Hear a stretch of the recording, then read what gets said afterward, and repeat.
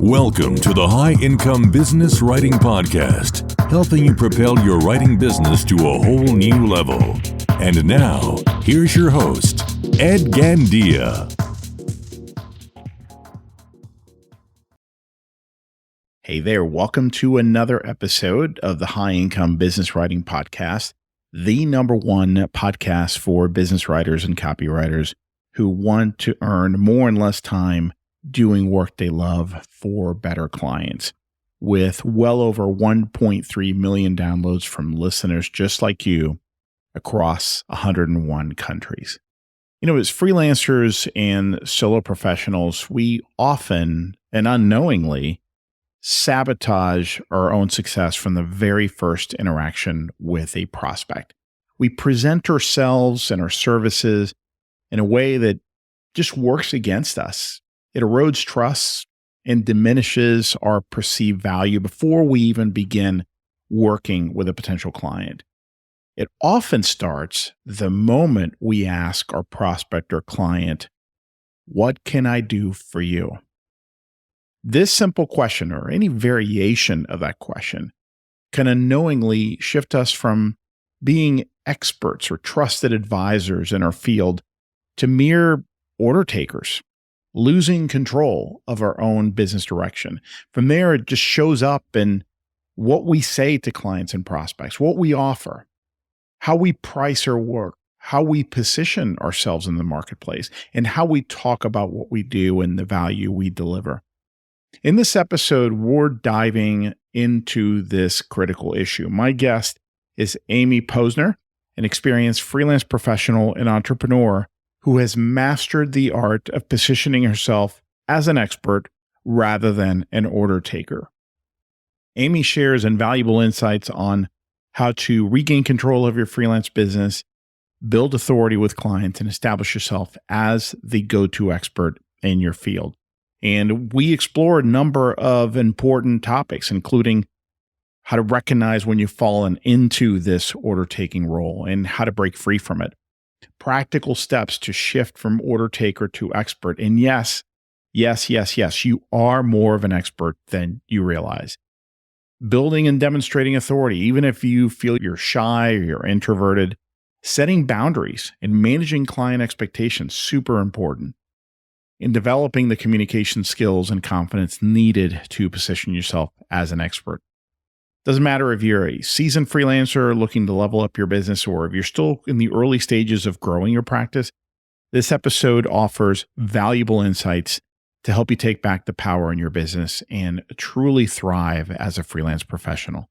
I hope you find our conversation enlightening and actionable.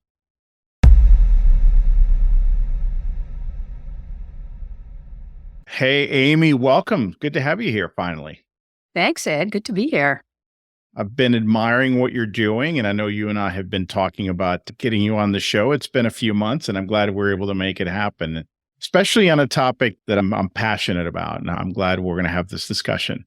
Before we get started, though, I'd love to know a little bit more about you for the sake of our listeners, because you have a really interesting background. You know, you haven't been just a copywriter for a long time. I know you started several businesses, so I'd like to know kind of the origin story, how you got here and what did you do along the way?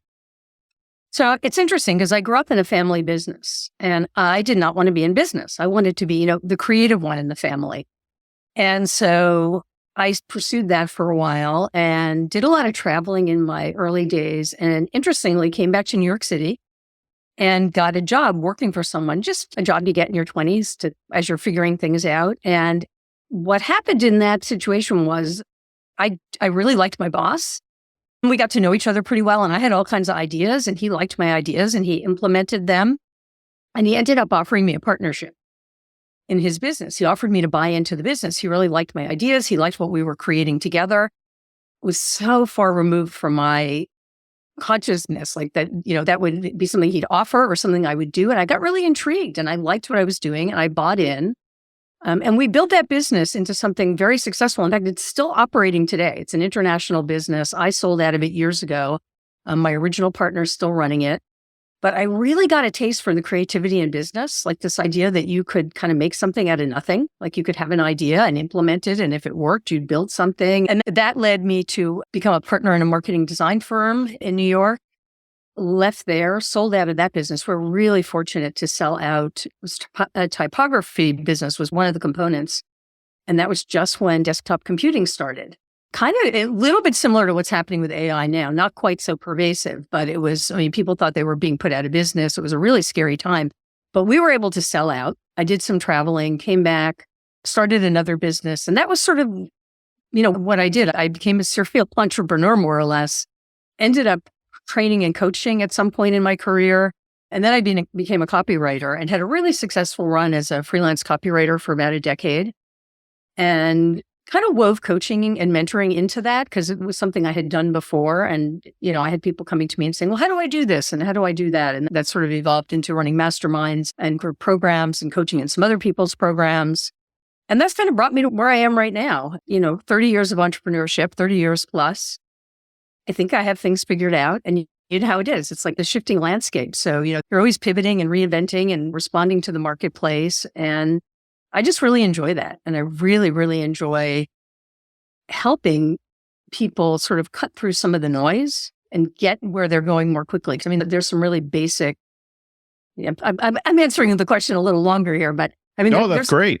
Okay. There's some basic things that people need to know in order to eat well as a freelancer. Because I've seen really talented freelancers who don't have business chops, just don't eat as well as maybe a mediocre practitioner who knows how to run a business. And I'm looking to close that gap. Yeah, I approach it from a very different angle. It's interesting that sometimes coming from a totally different world can help you be a more successful creative because, having come from the corporate world, especially corporate sales, first of all, I thought of it as a business.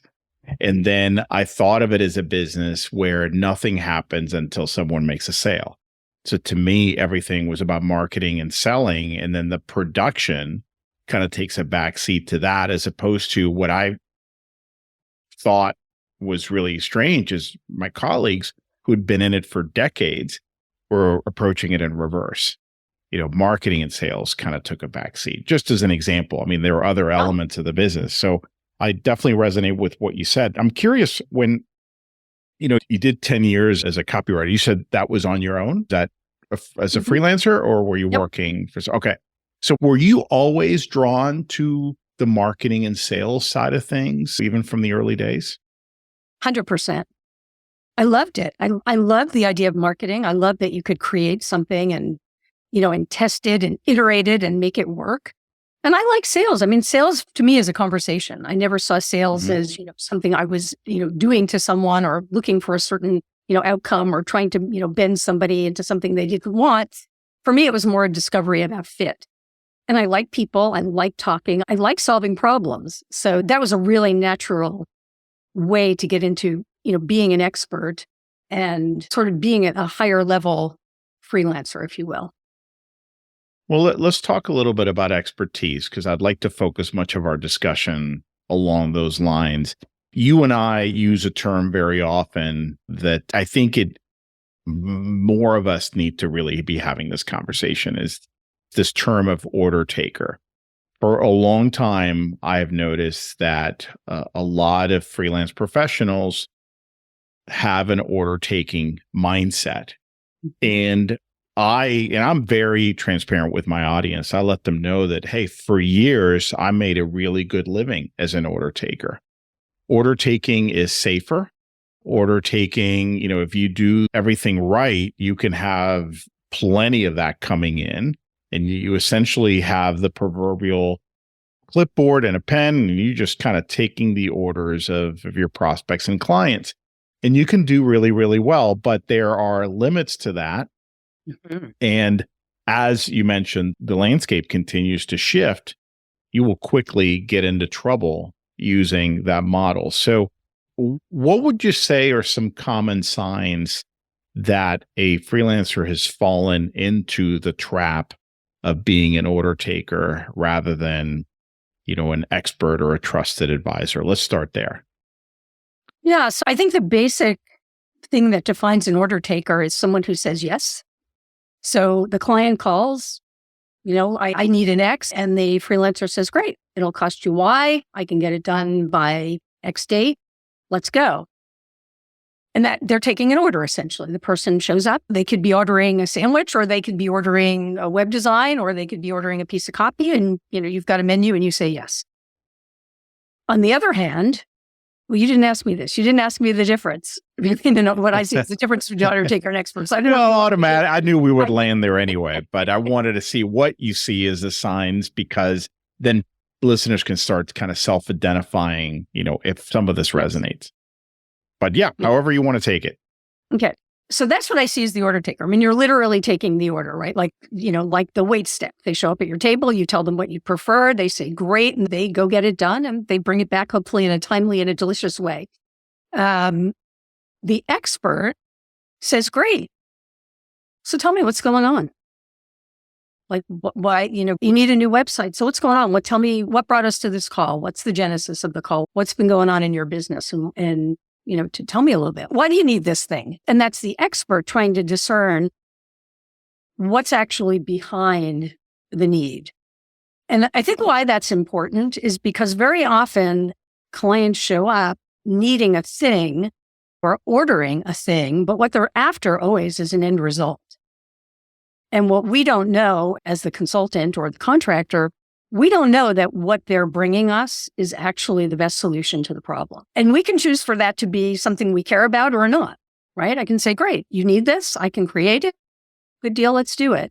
Or we can take a deeper dive and say, like, well, let's talk about why you need it and what's going on. And let's just make sure that this is the best solution. I'm not necessarily saying that because that could be insulting, but that's what I want to ascertain. Like, is this the best solution? If I agree to do this, will I be giving them the best help that I can and the best solution for their particular problem? And so for me, that's the discernment. It's a yes, or it's a deeper dive. So it sounds like a lot of this starts with mindset, right? It's how you view yourself, how you view your value, how you view your role, and how you view your relationship with a client or future relationship with a prospect. So one of the objections I hear to this, or not objections, but it's the pushback. And sometimes the pushback doesn't come verbally when I'm talking to someone about this. Sometimes you could just see it in their face, when you suggest that there's a different approach.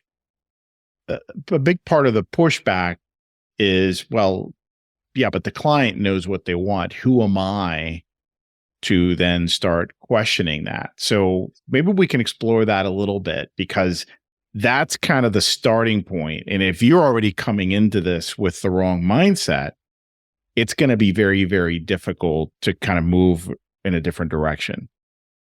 Yeah, that's a great point, actually. And it's something, to be mindful of, because it's one thing to tell you, well, you should do this. It's another thing if you're not 100% comfortable doing it, either you're not going to do it or it's not going to come off well, right? So there needs to be, I think, a deeper understanding of what you're actually doing. And I think sometimes that stems from seeing the client as a bit of an adversary rather than a partner, or maybe perceiving them as a boss. Like, okay, we're going to have this conversation and you're going to decide whether or not you're going to, I'm air quoting here, hire me. And then all the power is in the hands of this potential client, this prospect. Which to some extent it is, because they're going to say yes or no to whatever you propose to them. But there's also agency on your part, right? You get to decide, is this a project you want to work on? Is this a client you want to work with? And is their problem a problem that you want to solve? And so when you show up with that mindset that you're more of a partner in helping them accomplish a goal than you are sort of a plug-in player to do a task, you see it a little bit differently. And it's interesting too, because, there are different types of clients who have different needs and want different things. And there are clients who want an order taker. And like you said earlier, that's totally legit. I mean, that's a fine way to make a living. It's just not necessarily a sustainable way to make a living, because you don't have a lot of control over what's going on or the process. And so I think, in terms of how you show up and what your mindset is, it's a really interesting thing. And tell me if you see this. It's when you're newer you feel like asking questions makes you look like you're not knowledgeable. Yeah. And as you get to be more seasoned and more expert, you realize like you've got to ask all the questions, like even the most basic questions. And that's what actually makes you the expert, is the ability to like pick something up and look at it from all the angles and really think about it rather than just being forward focused and saying yes to things. And that can be a choice. And you can also work up to that position, right? You don't have to start day one and, say, well, I'm an expert and I'm going to adopt this position. You can get in and feel it around first. But I think, and Ed, I'd be curious if you agree, I think the goal is to be the expert because it puts you in more control of your business and it puts you more in control of your practice as well. I mean, actually what you're, delivering and crafting. Oh, I agree wholeheartedly. I tend not to use the word expert because it freaks so many people out. I rarely talk to someone who, when I talk about expert and expertise, they don't push back and say, well, yeah, but I'm not an expert, right? I think there's a connotation there, with the word expert that there's so many hangups there. The other word is consultant, because when I was listening to you, what came to mind was, this sounds like really a consultant. It's a consultative sale. It's a consultative conversation. And that's not me. Look, I'm just a writer or I'm just a copywriter. I'm really, really good. Shouldn't the quality of my work do most of the heavy lifting? I think that's the paradigm that most people are operating under. Or what if I keep my rates or my fees low enough or at this level that's competitive enough that that's going to be another competitive advantage? Or maybe I can talk a little bit about my experience. Now we're kind of getting into a different level, but they often fall short of really presenting themselves as an expert. So I agree with you. I just wonder how many people really understand. So I'm going to throw it back at you.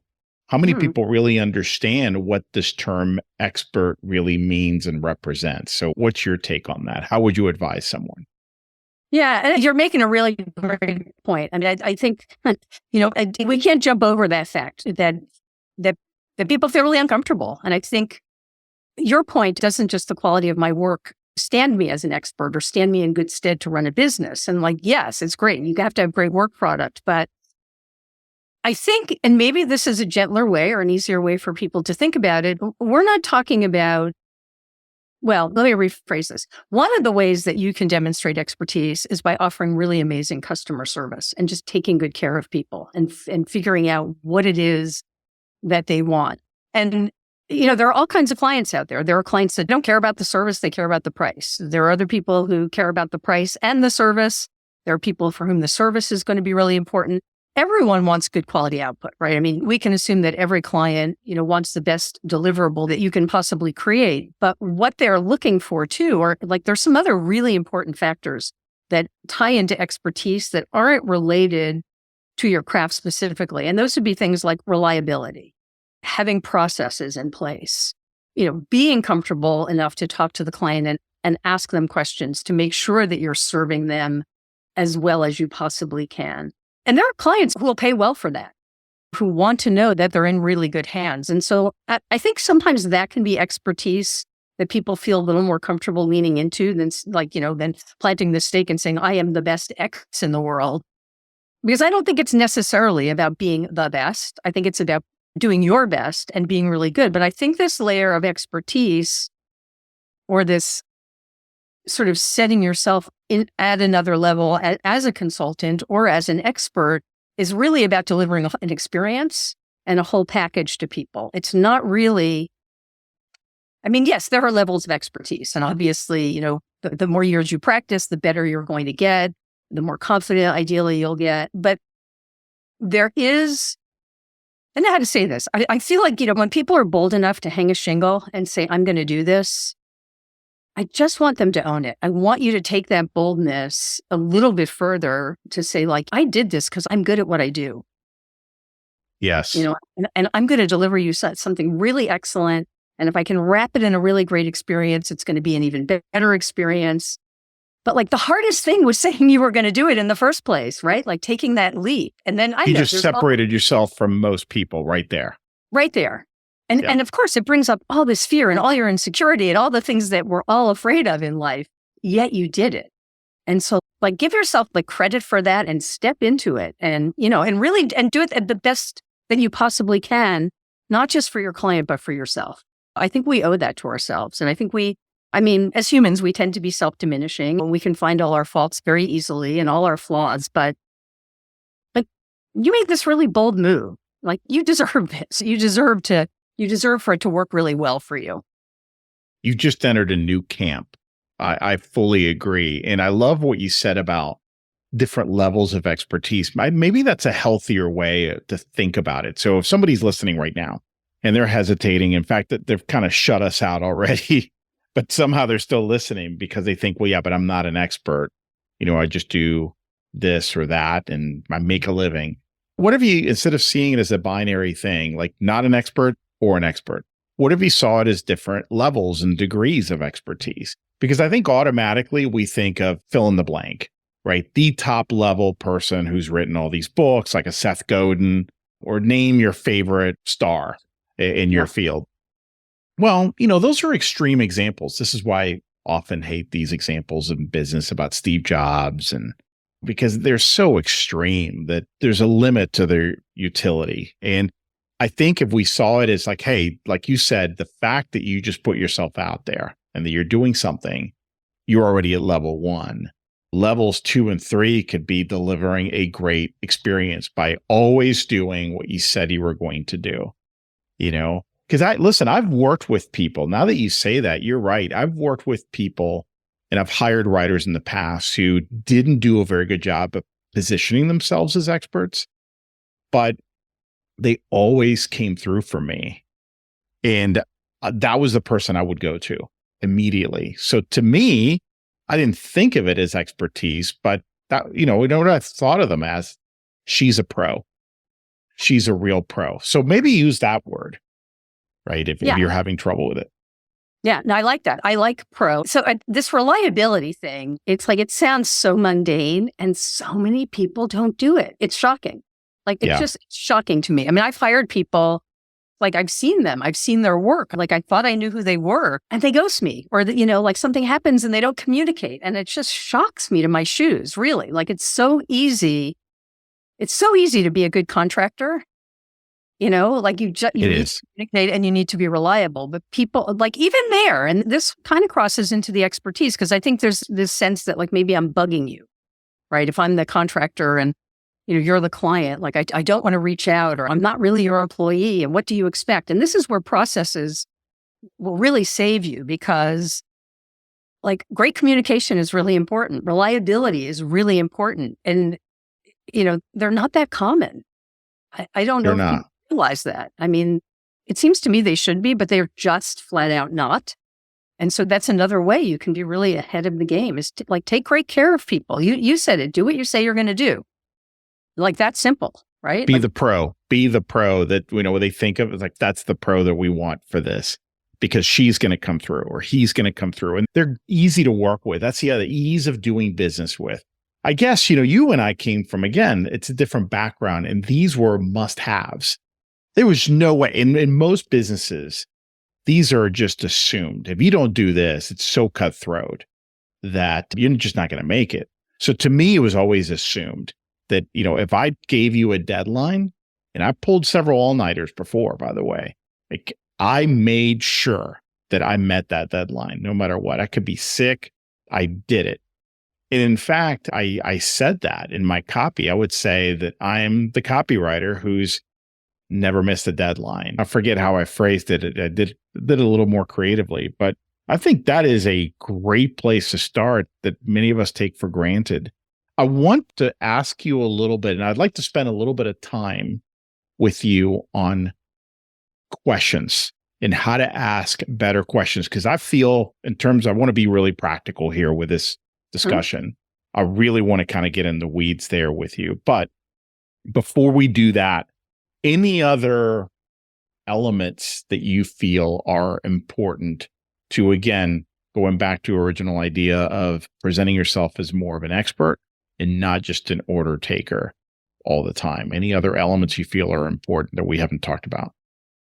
Yeah. I mean, I think the one other thing that we've sort of talked about a little sideways is your craft, right? I mean, you want to keep the saw sharp. And I think if you stay a student of your craft, then you'll feel like you're on top of things. But I want us to be really careful to tell people it doesn't mean that you need to be like following 20 people and reading 20 books a week.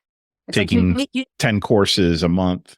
Yeah, you really don't. You really need to just focus on your processes and how you deliver and focus on improving your craft. And I think keep the blinders on a little bit too, because it's just so easy to think everyone else is more expert than you are or better than you are. And you've got no clue. I mean, you just have no clue what's going on inside of anyone else's business. So I think it's that. It's like, just make sure that you're improving, right? That you're working on yourself and that you'll get that naturally from doing client work. You'll just get better from practice. But I think those two things, if you're, sharpening the saw of your craft and keeping that fresh, and make sure that keep improving your client experience. Like, ask your clients, ask them what worked, ask them what didn't, ask them how you can deliver a better experience if you're comfortable with that, or analyze it yourself, reflect after each project. What went well? What didn't? What could I have done differently? What could I do better? And learn from all your projects and just keep improving and give yourself credit for hanging in there and for doing the work that will keep improving you. Because that's the work, that's the work of staying the course. So true. I'm going to name a couple of the things that came to mind as I was listening to you. And we've kind of touched on this, but indirectly. One of them is what I harp on all the time, which is positioning. I find, and I work with a lot of writers and solo marketers on their positioning, and I find that so many of them are undervaluing themselves and being very, very understated. And I know their background in many cases, and I'm not seeing it being communicated. And right away I said, what about your degree from MIT? What's going on there? Oh, but I don't want to talk about that. It's like, are you out of your mind? And I'm giving you, that's a real example, by the way, but it's not unusual. I think in our society, we've been brought up not to brag, but to me, there's a fine line between bragging and just showcasing, your experience, your expertise, your track record. So I think positioning is really, really important. Talk about what you've done for others. Talk about whom you've worked with. Talk about your credentials, your experience, your years of experience. Oh, but I don't want to talk about it, because believe me, that right there can make all the difference. You'll never know how many people just kind of skipped over you and went to somebody else who really highlighted everything they had. So positioning is a really big one. And then the other one is showcase what you know through written content, right? It's so, so important. And, people don't, there's already so much out there, or who's going to read that? Or I don't want to feel like I'm bragging, or I don't want people to think that I'm a know-it-all. But here's the thing that most freelancers don't recognize is I don't really care when I'm writing my stuff. Honestly, I know this is going to sound bad. I don't really care who's reading or not reading it. But guess what? If I put it out there, someone will. And if they will, they're going to get a better understanding of how my head works, my thinking, right? My perspective. And that's what I want. It's not that I want to reach everybody. It's not that I want everybody to agree with me, to read it. It's for the few who do, I want them to get to know me a little better. And man, even if you just have a few people reading your stuff, that's really what matters. Yes. And, it's interesting that you say that, because I kind of think positioning solves everything. I really do. I think it's so much is about positioning and how you're positioned, how you put yourself in relation to whatever situation. It's so funny that you say that too, because I have a client I've been working with for years who's got a PhD. I mean, he's barely using it, barely talking about it now. It's been a real struggle for him to talk about that and to, kind of brag on himself and his expertise. And I think people don't realize too how much all of those things tie into what you do and who you are. And it's really relevant. And your point is so well taken. I mean, we are taught not to brag, right? I mean, we don't talk about money. So it's really hard for us to have that money conversation sometimes with clients, because that's taboo. We're not supposed to brag. We're supposed to be humble and quiet. But this is a situation where you really have to learn to blow your own horn. And you can do it in a gracious way. I mean, you can do it without being a jerk. You really can. Especially if you're not a jerk, chances are you're going to undersell rather than, be up there screaming like, look at me, I'm so amazing. So here's the thing too. I think it's really important what you said about written content. I think people get intimidated too because they think it has to be thought leadership, or it has to be original thought, or it has to be earth shattering, or it has to be really meaningful. And the truth is, people don't need original thought, but they need your thought, right? If they're going to hire you, they're thinking about you, they want to know what you think. And they don't care if you think the same thing that 28 other people think. Fine, that's great. I just care what you think. And if 28 other people have an opinion and you don't, it's harder to choose you because I don't know what you think. And I don't need to know what you think about, anything major, but I need, if you're a copywriter, I need to know what you think about message matching or states of awareness or whatever it is. Talk to me about something that you know more about than I do. And then I go, oh, this Ed knows something. Wow, that's really interesting. Okay. Yeah. I read that. Amy Posner wrote something like that too. But okay. So, 2 people wrote about this. This must be real, whatever. But now it's I know what Ed thinks. And so now I can be interested in you and I can choose you. And that's it. I mean, it's really, I think people get so intimidated about what to say that they don't say. And, you don't have to have an original opinion, but you have to have an opinion. And chances are good that you do, right? I mean, absolutely. Well, not only opinion, but hey, guess what? Add any element of story and you've just made it interesting, right? Any element of story, an example, an analogy, a metaphor, add some color to it, and immediately you got something that somebody's going to want to read. And that's, I think, we could give me any topic. I can quickly rattle off 27 different ways you could talk about it that would be interesting. But I think we always think, oh no, but that's already been said. This has already been written about so much. I guarantee you could bring in a story from your personal life, your upbringing, an example of an application of that with a client of yours recently. You've just given it your own angle. And that's what people want. It's sure, they don't want the same thing rehashed, but give it some sort of twist. And especially most of my audience is writers. This is what we've been trained to do, right? It's not like, oh gosh, I wish I had a writer who could do this. Exactly. And I think we get a little shy about that too, because it's one thing to do it for somebody else, but your own opinion and your own stuff. And it's you know what? At the beginning, no one's looking anyway, and you'll develop a voice. And it's just really, I think it's really, really important. I think it's important for your own, you asked earlier about the confidence and how do you get to feel sort of like an expert. And I think that's part of the ownership. It's not like you have to develop this expertise to talk about it, but you talk about what you do and you kind of surface yourself as an expert, right? Because you realize, oh, yeah, I know. There's also that curse of knowledge, right? You don't know what everyone else doesn't know and you do. You sort of take things for granted. And I think you have to be really clear about what you know. And I think you just have to find a way to express it, but don't worry that it's, that it's earth-shattering or new. I think your idea, where you bring your twist to it, you tell your story. I read something like that this morning. It was a pretty ordinary thing about copy, but she brought in this war correspondence story and I couldn't stay out of it. I was like, what happens next? Why is she tying these together? And it wasn't rocket science, but it was her story. And she had been in this war zone and I was fascinated. She just kept giving snippets of war zone and then a little bit of marketing. It was oh yeah, it was, yeah. So that sort of thing. It just made it really, really interesting. Was the marketing stuff new? No. Was it fascinating? Absolutely. Did it make me, respect her and be more interested in her? It really did. I was oh, wow, this is cool. I didn't know that this person, had this depth of thought or had this experience, and it just drew me to her. So your point well taken.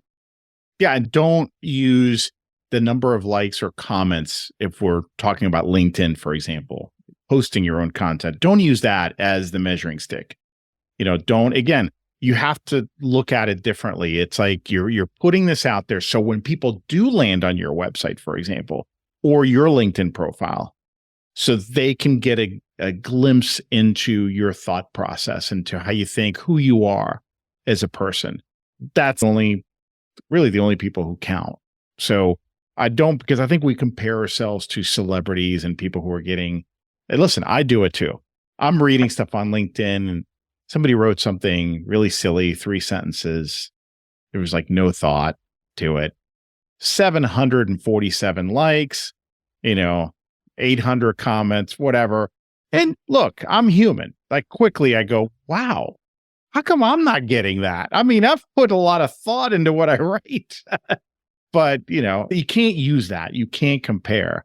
Along those lines, Amy, I'm going to say something and I'm curious to get, hopefully you'll agree with me, but if not, that's cool too. I want, because I'm trying to put myself in the shoes of the listener. It's like, Ed, that sounds easy for you because, well, you've got this confidence. And I want everyone to know, like, first of all, confidence is all relative.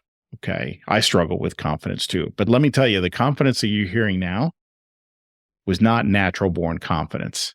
I wish you could see me as a kid, as a teenager, as someone in my 20s, just kind of starting out.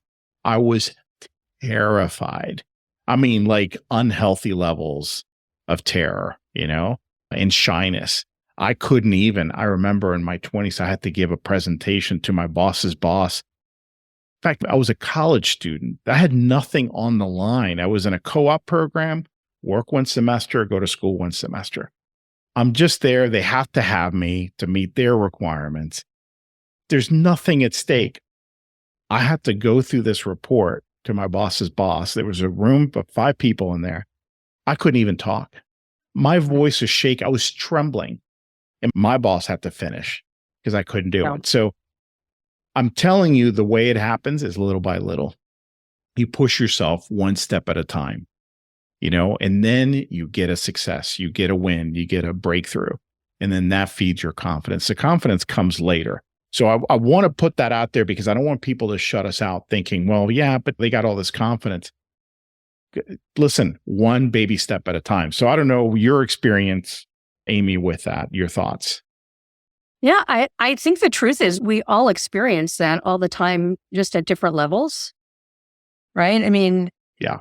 Right. So every time, like I'm at a point in my business right now, I mean, things are sort of sorting out, but I've been in a pivot state for like 8 or 9 months and I was lacking confidence. Just like, I don't know what I'm doing. It felt really uncomfortable. I have enough experience that I know that the confidence will come as I figure out what I'm doing. But it's not like, oh, I'm at a level now where I have innate confidence. And so I just, plow forward with everything. I'm more confident some days than others and in some moments than others. But don't you think it's like a constant, like, sure, you get to a certain point and you're like, okay, I've done that. I've achieved that. But it's not like, okay, I'm rock solid confident now and I just take the next step. It's like, the next situation you're in, you've achieved this level, but everyone else is over here maybe, and they're further along than you. I feel like there's always someone doing better, making more, that everyone likes better. And I mean, there's other people and you, the next level me is kind of in a different place. Like that feels scary for me right now. Yeah. The next level of me. So I don't think you ever arrive. Well, I hope you don't. I mean, I hope you don't. In that, I think once you arrive, you're dead. I think this is the ongoing quest, right? To feel comfortable with who we are and what we're doing in the world. And and sort of easing into that with whatever we're doing. And then it's funny because there's all these different places, right? You can be confident in business, but you're not confident as a parent, or you're confident as a parent and you hate discovery calls. It's like, I mean, it's this constant sort of finding yourself as a human, I think. I mean, unless you're a narcissist, maybe. I don't know. I think it's kind of the human condition. And I think we're really do well to realize that, that your coaches and your mentors and everyone else all have their moments and everyone's doing the best that they can, hopefully. But that's the journey, right? That's the journey of being human, is getting better and more confident and more sure of yourself, and then going, falling backwards, because you do. So that's my take on it. I think it's a series of steps. I also think that we do really well to acknowledge ourselves and celebrate ourselves a little more. I'm not great at it, I admit it, but I think if we celebrate our victories and our accomplishments and, maybe give ourselves a little pat on the back like we would do to someone else that we love, I think maybe we build a little more confidence, a little more fortitude. I don't think we're great at that. I agree. Yeah. I think we're very hard on ourselves, most of us. I've said that freelancing is one of the best personal improvement programs in the world. But I think I want to amend that. I think I want to say freelancing done right. So presenting yourself, positioning yourself as an expert, as a trusted advisor, making that the ideal. That is the best professional and personal improvement program in the world. So I say that too. I say it's the best one you'll ever get paid to take. Yes. You're right. You're right. So as we start wrapping up, I want to end with some really practical stuff. And I figured maybe we could talk a little bit about questions and questioning techniques. I know we could probably, you could do a whole workshop on this for a day or two, but I guess if we could give people some strategies, because to me, it starts there. It starts when you spark dialogue, whether it starts over email or whether you get into a discovery call over Zoom. The questions you ask will really frame and position your value in how the prospect sees you. So, what are some ideas maybe people can take to start moving in this direction with their questions? So let me suggest a couple things. And I just want to underscore something that you said, which is like to remember to ask questions or remember that that's a goal. So here's the thing. When you first get an inquiry, so there's that, right? There's someone's, interested in what you offer, and then that will progress ideally to a discovery call where you're having a conversation. And so I think initially, I think you want to be pretty open-ended. And you want to ask people, it's like you might say something like, could you tell me more about that? Or tell me what's brought you to this point? Or things that are pretty general. So it's like, let's say they're coming to you for something, they're coming to you for web copy. You're a copywriter. Tell me about your current web copy. Why do you feel it isn't working? Or what do you need it to do for you that it isn't? And how long have you had it? And did it work for you at one point and it stopped working? Or what you want to do is you kind of want to probe. And you might not feel comfortable, as you pointed out. Like if you're not feeling really comfortable at first, I think those more general questions can kind of get you in the door. Like, so tell me about this. So tell me great, you need a new website. That's cool. What's going on with your website? Why does it need to change? Just ask some really basic questions. But what I would suggest from there is don't be afraid to drill down a little bit more. And a really great way to do that is, could you say a little bit more about that? Or could you tell me a little bit more about that? Or could you give me a little more detail? One thing that's really, really important to know is in the earlier stages, you feel like asking questions. You feel a little bit like you're imposing, or you feel like there's two things that happen. You feel like you're imposing and maybe you're taking up too much of their time, or, you're trying to ask things that aren't appropriate, or you feel like asking questions makes you look like you don't know things, right? And you're sitting there thinking, should I know that? Should I know that? And maybe you're like Googling and it's like, it's an insider acronym. And they're like, why aren't they asking what that is? Ask questions, ask lots of questions. Here's the thing. When you're talking to a business owner and you're in a discovery call and you're asking things like, well, tell me about your website. Like, how has it worked for you in the past? People will tell you things at that moment that they'll never tell you again, even if you work with them for 5 years or 10 years. Sometimes people will unpack like sort of their origin story and why they started their business and what they hope to achieve and why that's not happening and where they want to go. And if you can keep asking questions and getting them talking about that, that's really, really valuable for them, because most of us, are working on, we don't get to talk about our businesses, and it's something that we love and we really enjoy. And you as the contractor, by demonstrating interest and asking questions, they understand that you have the potential to solve their problem. They understand that that you're pro enough that you can run the conversation, right? That you're not afraid to ask the questions and to direct things a little bit. And if you're worried that you're taking too much time, you can ask, you can frame it up. Hey, look, listen, I want to ask you some questions. We need about 30 minutes. I'm going to ask you some questions. Actually, I have a format for this that I can share with people. But there's a few questions that you walk through that will beget other questions. My best advice is don't be afraid to ask them.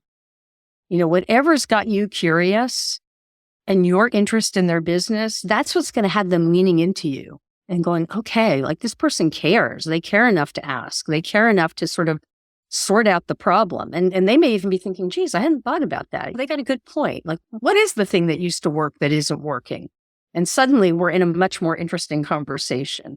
And you've become a much more interesting and valuable person to me because A, you seem to really care about my business, and that's the thing I care most about, and you seem to be genuine, so I really like that. And B, you're making me think, and you're already delivering value to me in that way. And so, of course, I'm going to feel warmer towards you than I would to somebody who's like, okay, like, tell me what you need. Okay, well, you want cheese on that? Okay, you need onion? No, okay, see you, bye. It's more like, well, here's how we could build this, and here's what this could look like for you, and here's some possibilities, and here's what I've seen in the wild. And yeah, I feel like I'm rambling a little bit, Ed, but those are sort of my questioning approach, is to just wind and just go a layer deeper, and not to be afraid to do that. You'll tell when somebody's tired of answering your questions, and that may never happen. I think most of us are much better question askers than we give ourselves credit. It's just that we become very rigid because we either don't have a process for that discovery call, for example, or we feel like what you said, that's really good, that we're going to sound stupid because we're asking questions, or that we're imposing, right? So I think understanding, I want people to put themselves at the other side of the table, because we've all been there when somebody started asking us really good questions, and even in a personal setting, and we opened up, there's a functional element to it. So first of all, we're gathering useful information. That's super important. But we're also, two more things, we're also showcasing our professionalism. Super. So right there's some positioning. And two, we're letting that person open up and develop trust, in us. So all very, very important. Now, there's one element which you mentioned I want to emphasize. This is not a manipulation tactic. You have to be authentic. You have to be sincerely interested in their business, the person, what they're saying, okay? People can smell inauthentic behavior quickly. But I think most of us are just naturally curious people, right? Especially very creative professionals. We're just curious. So I think it's going to come more naturally to you. And man, this is really where the good stuff can come out. The other thing too is, I think when you ask I love the open-ended questions you ask, because they place the emphasis on them, not you. I think many times we go into these conversations thinking we have to do a presentation, and of course that would make anybody nervous. But when you ask good open-ended questions, you're asking some very simple things, and then let them do the presenting, if we want to call it that. That takes the load off, which is huge. It does. And it really has the effect of making people feel seen. Like what you were just saying, like in a personal situation or professional, when you're curious and you're really interested, somebody can sense that. Yes. Right. And ideally, you should be curious and interested because it's what you do. And this is why I like to talk about it in the problem solving sense, because, clients have problems, you have solutions. Is their problem a problem you want to solve? Is it a problem you're good at solving? That's what you can ascertain in these conversations. Like, hey, what's really going on here? And, it's kind of funny. It's like the analogy of going to the doctor and saying, well, I got this thing with my wrist, and if you just put a cast on it and do this and that, and the doctor's like, hey, yeah, let's do some diagnostics first. Yeah. Like, is it broken? Like, what's going on? And it's the same thing with a client. It's like, well, let's do the diagnostics and find out what's hurting, right? And why? Because like they may say, well, my website's hurting, but why? Like, what's behind it? What? Was it always hurting? Did it hurt before? Did it work before? Like all of those things, you should be naturally curious about. And the funny thing is, that's what's going to draw them to you, is your interest in them. And so use it all day long. I mean, let your curiosity, just wave that flag, ask all the questions. Yeah. It doesn't mean that, by the way, that doesn't mean that the client could have all this figured out. But even if you ask the questions and they have great answers for you, awesome. It's a win-win still, because you're showing them that you know your stuff and you're asking good questions. I know if I were on the other side, I would think, hey, Amy, she knows her stuff. This is good. I'm glad she's asking this. We got all this figured out. But because she's asking means that she's the person for the gig, because she knows, she covered all the bases. So I think, and I want to kind of tie it back to where we started, Amy. I don't want people to think that, well, that means I can't have any order taking clients. Look, I think realistically, you're going to have a mix. Many people are going to have a mix. You're going to have, let's say, content marketing agencies who have everything specced out figured out, and they're going to tell you, here's everything we need. Here's the brief. Here's when we need it by. Here are all the people you need to interview, their phone numbers, et cetera, right? And they have it all dialed in. Great. You may have some of those. You may have some that are somewhere in the middle, and this is where you need to develop these chops. And then you may have some that really need even more of you. And I think that's a healthy thing. But I will say this, and I'd be curious to get your take on this.